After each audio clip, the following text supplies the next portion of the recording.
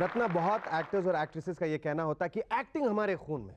ये देखिए जो बह रहा है ये खून नहीं है, ये एक्टिंग है।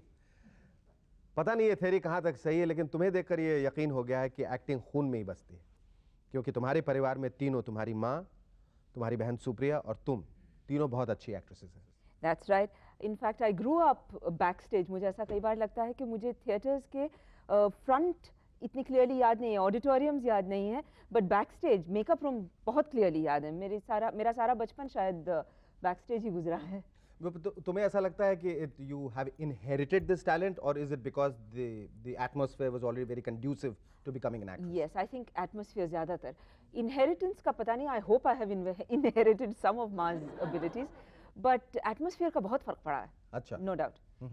My earliest memories are actors getting made up. उस जमाने में बहुत ब्राइट ऑरेंज कलर का पैनकेक यूज किया करता था और बिल्कुल मास्क जैसे लगते थे चेहरे लोगों के, bright orange and black and, और स्टेज पर जाकर के इतनी खूबसूरत लगती थी औरतें और इतने अच्छे लगते थे मर्द।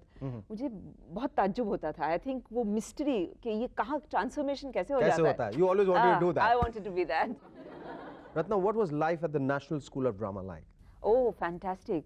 Because at that point of time मैंने कॉलेज ख़त्म की थी तब, एंड यहाँ बम्बई में थिएटर किया करती थी, मगर थिएटर इन बॉम्बे मेंट 4:30-5 बजे के बाद जब कॉलेज वगैरह ख़त्म करके आखिरी दिन का हिस्सा रिहर्सल में बीतता था।